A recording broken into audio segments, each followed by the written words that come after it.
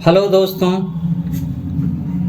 तो बहुत से लोग समझाते हैं ना, बड़े लोग समझाते हैं, विद्वान लोग समझाते हैं। वो कहते हैं कि लोगों के बहकावे में ना आए, गलत लोगों के बहकावे में ना आए।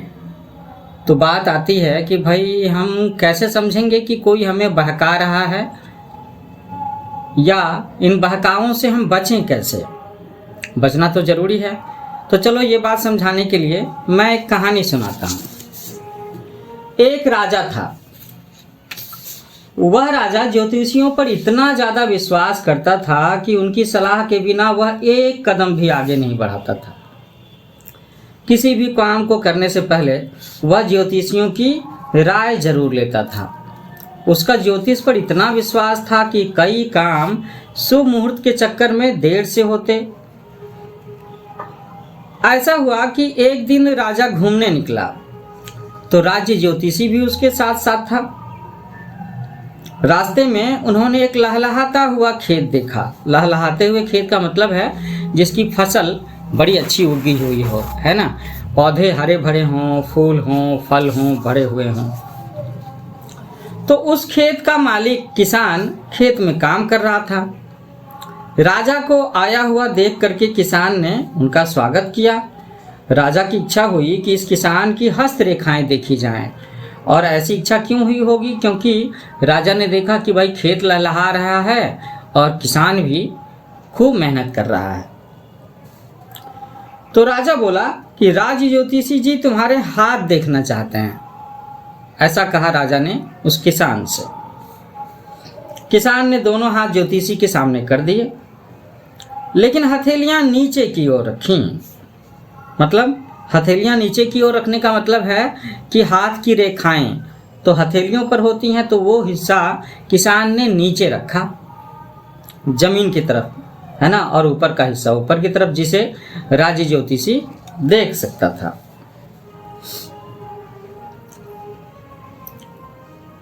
किसान बोला कि अब ऐसे में ज्योतिषी ने कहा कि अरे मूर्ख, तू कैसा किसान है?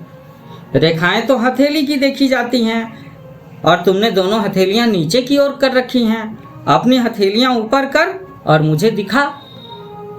तो किसान बोलता है कि ज्योतिषी जी, हथेली की रेखाएं देख करके क्या बताओगे? देखना है तो मेरे मेहनती हाथों को देखो।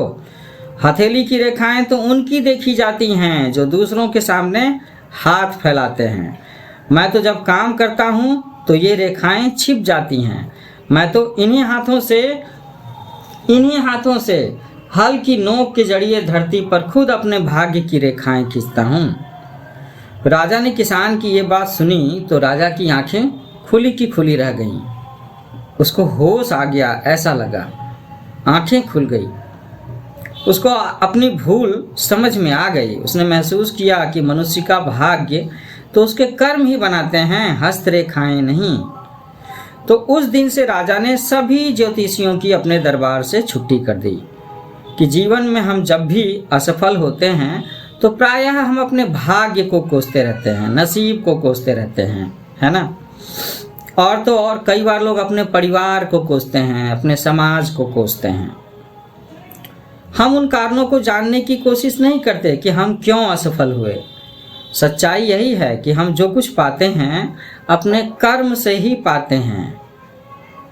तो चाहे सफलता मिले या असफलता, बिना कर्म के कुछ भी नहीं मिलता। तब भाग्य को कोसना या भाग्य के सहारे बैठे रहना एक ऐसा भ्रम है जो हमें वास्तविक कारणों से दूर कर देता है। किसी ने ठीक कहा है कि भाग्य के भरोसे बैठे रहने से भाग्य सोता रहता है। अगर आप भाग्य के भरोसे हो तो भाग्य सोया हुआ है। और हिम्मत बांधकर खड़े होने पर भाग्य भी आपके साथ उठ खड़ा होता है। जब आप दौड़ते हो, जब आप चलते हो, तो भाग्य भी आपके साथ साथ चलता है, दौड़ता है। गुरुदेव रविन्द्रनाथ ठाकुर की एक आत्मकथा है। आत्मकथा नहीं, एक लघु कथा है। और उस लघु कथा में ऐसा है कि एक बार मनुष्य ने व्यंग के साथ धरती से कहा कि हे धरती, तू तो बहुत कंजूस है। हर रात दिन मेहनत करते हैं, हम सब लोग रात दिन मेहनत करते हैं, तब जाकर के हमें अन्न के कुछ दाने देती हो। इतनी कंजूस हो। अगर तू हमें बिना मेहनत कराए ही अन्न के दाने दे दे तो तेरा क्या बिगड़ जाएगा? तो धरती माता ने उत्तर दिया कि मेरा तो कुछ नहीं बिगड़ेगा, बल्कि मेरी तो महिमा और बढ़ जाएगी कि मैं तुम सबका पालन पोषण कर रही हूँ, लेकिन तेरा बहुत कुछ बिगड़ जाएगा, तेरा बहुत कुछ बिगड़ जाएगा। तब तेरी शान, तेरा ऊंचा मस्तक सब के सब मिट जाएंगे, क्योंकि ये सब तेरे परिश्रम करने से है। इसीलिए स्वयं काम करना ही हमारे जीवन की सफलताओं का रहस्य है।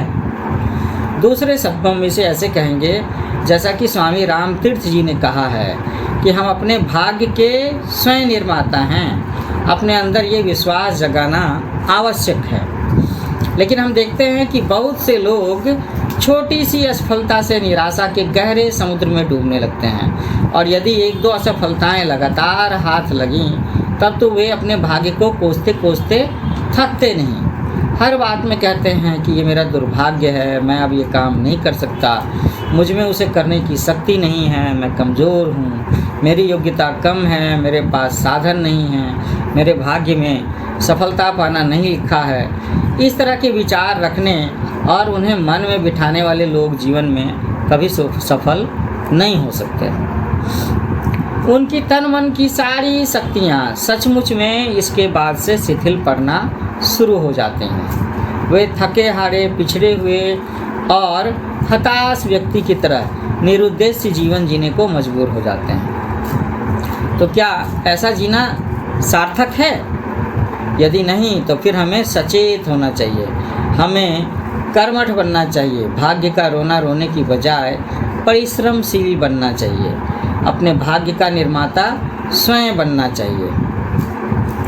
असफलताएं तो उसे ही मिलती हैं जो काम करता है, जो कोशिश करता है, और ऐसी असफलताओं से घबराने और निराश होने की बजाय उनसे सीखना चाहिए, अपनी कमियों को दूर करना चाहिए कि आखिर कहीं न कहीं कुछ कमी रह गई होगी जो मुझे सफलता नहीं मिली। हमें अपनी कमियों को दूर करना चाहिए।